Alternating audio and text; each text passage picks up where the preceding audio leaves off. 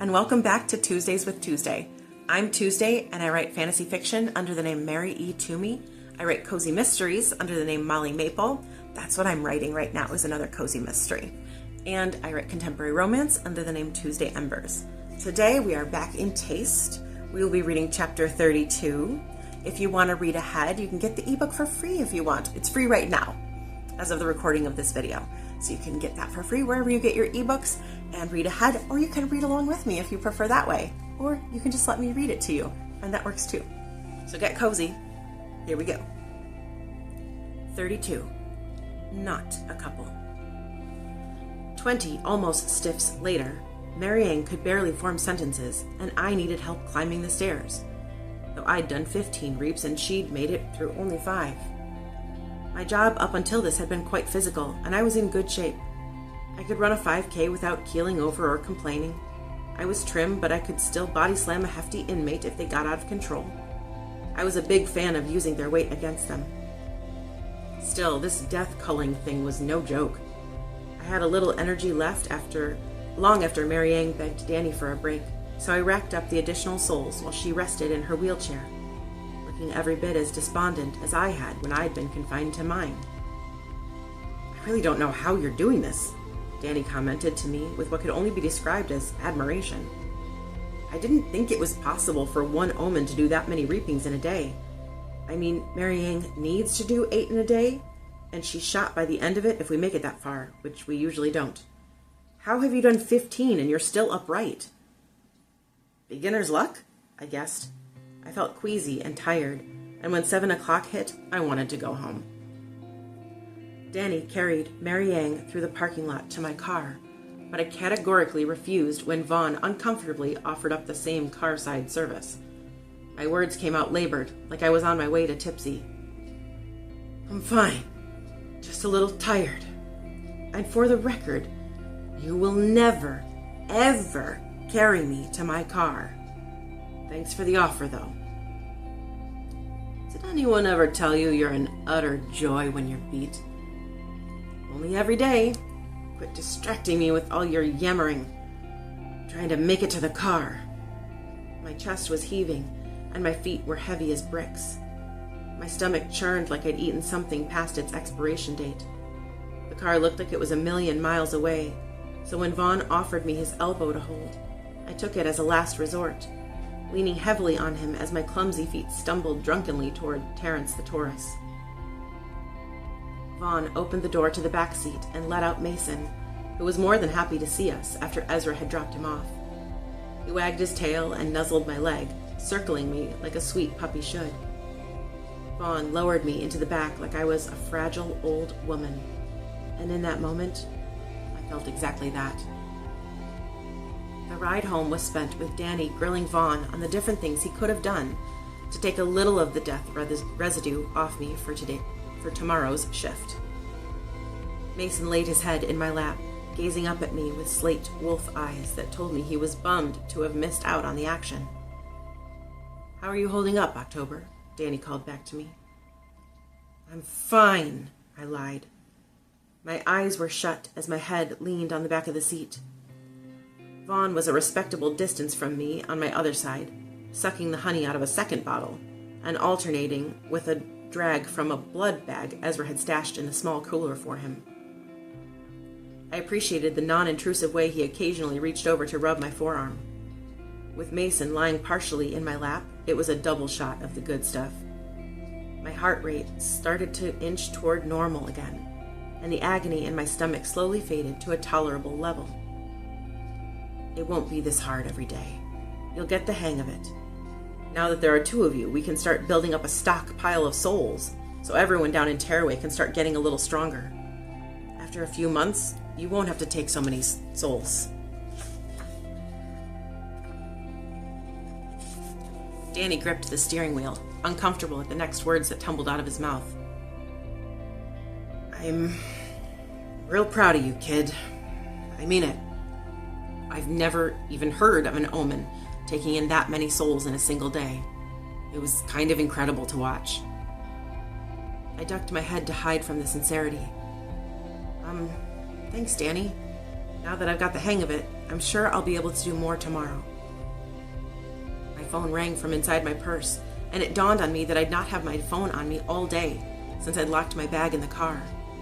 Oh man, that's Ollie. He's probably freaking out.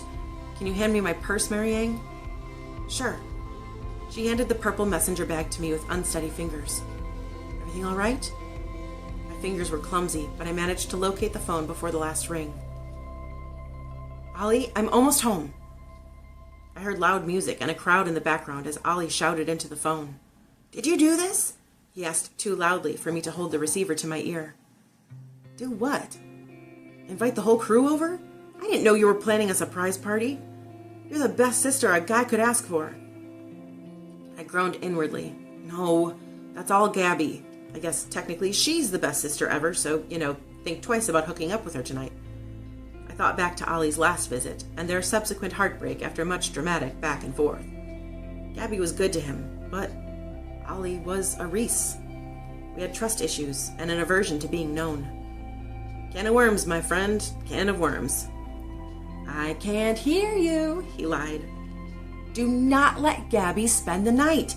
Hey, I know you can hear me. You're a masochist, I shouted into the phone, hoping he heard my chuckle above the din. You coming home soon? Yeah, keep everyone out of my room, okay? They know the rules. We hung up and I checked my phone to find that I had 3 missed calls. One was from Ollie, one from Gabby, and another an unknown number.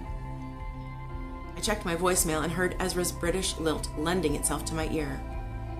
October Grace, it's Ezra Manial. I'm calling to let you know 2 Duende guards will be stopping by to increase security around your house tomorrow. I hope this isn't too much an imposition. I trust you're having a splendid first day on the job. Keep me posted. Happy to help however I can. I hung up and tossed my phone in my purse carelessly. Vaughn whistled. You're trippy. I can feel you going up and down. Your brother calls, you're up, but whatever he said brought you down. Then the message you listened to brought you further down. Girls have a lot going on that us blokes just plain don't. I batted my eyelashes at him and spoke in my most condescending southern tone. Your views on gender studies fascinate me. I simply must take notes.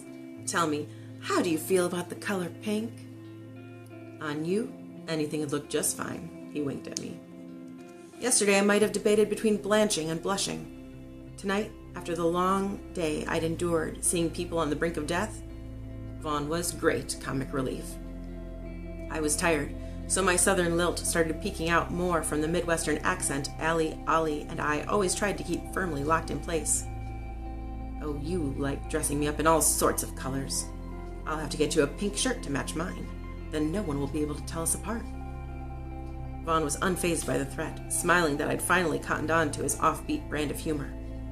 I'd be dashing in a pink shirt. Marianne cast us a weak smile from the passenger seat. You could be one of those delightful couples that always match. Without grace, I cut through the levity. We are not a couple. Vaughn scoffed, clearly offended. You jumped on that awfully quick. I'm fairly certain I should be offended. What's so wrong about being with me? I'd like to know how you think you can do better than this. He motioned to his amazingly sculpted form and churlish half-smile. I glanced out the window, picking out a pedestrian at random. That one there. See? I just did better. Or that one. Or him. Or that guy if he pulled up his pants. Or that guy. He's at least 70. Vaughn chuckled at my dig. Tough crowd. It's just as well. I'm meeting up with some of my mates tonight. Perhaps they can cheer me up from such blatant rejection. Danny gripped the steering wheel. Any chance you felt like telling me you were planning on ditching your job? Did you make arrangements to have someone watch her house while you go off with God only knows who? Did you even discuss this with Mason? Vaughn shifted in his seat. You're staying the night. So is Mason. No point in both of us being a bore. He craned his neck toward me. Do you need a babysitter, love? I blanched. No. I've been living on my own or with Ollie and Allie since I was 11. Ezra called and said he was sending over 2 guards to watch the house or whatever tomorrow. I'm fine. Go go get some with whatever woman's got the lowest standards. Blow off some steam. It's been a long day. With a grin I couldn't help find adorable, Vaughn leaned over and kissed my cheek, shocking me with the unexpected sweetness to answer my slam. You are the best work wife a man could ask for. I'll be back by dawn. You start work at 7, right? Just be back by then. I returned his smile as I scrubbed his kiss off my cheek, enjoying the relaxed look on him. His shoulders were rolled back and his face was devoid of the toils of the day. Death was no big deal to him, and that somehow gave me permission not to let myself get too upset about the lives I'd witnessed breathe some of their last breaths. He held out his fist to mine, and I realized that he was meeting my neuroses halfway. I didn't like high fives or handshakes, so he was buddying it up with me by using a fist bump. It was the best fist bump I'd had in a long time. Only people who truly knew me did that. Though Vaughn wasn't one of those people, it was nice that he was trying. I mouthed my thanks to him, and he nodded once with a modest smile. I cleared my throat. So my best friend is Gabby, and she's throwing a surprise welcome home for the week party for my brother with all my friends. With all our friends. You guys are welcome to stay, but you don't have to. Just try to tone down the death omen talk, and do not mention me leaving my job. You're just Bev's fiance's daughter, and the boyfriend, and the brother come to hang out for the weekend. Plus my new dog. I brushed my tired fingers through Mason's luxurious gray fur. We have to stop for food first, Danny ruled. I'm starving, so I know Vaughn is hungry. And you two only ate fruit this morning. I shrugged. Just drop me at home then. I'm not hungry. Mary Ann answered for Danny. It's part of omen work. Your stomach is always a little queasy. You're never hungry, so you have to start reminding yourself to eat. The job is hard, so you can't let yourself get too weak. She cleared her throat. The souls are sort of a poison to your system, which is why it's important they leave your body as soon as possible. But there's always that sick feeling that comes from being poisoned over and over. I began to understand why Mary Ann was so rail thin. I had a healthy amount of curves and muscle, and didn't relish giving up either. Though I could not fathom eating anything, I resolved to work my way through one meal at least. And that brings us to the end of chapter 32. Look at, we're almost done. Can you believe it? You've made it through almost through the entire way of book 1. Now this is book 1 in a 9-part series. So if you want to read ahead, you're more than welcome to. All the books are out, so you don't have to wait for anything. They're available on audio, paperback, hardcover, and ebook. Enjoy, and I'll see you next Tuesday for Tuesdays with Tuesday.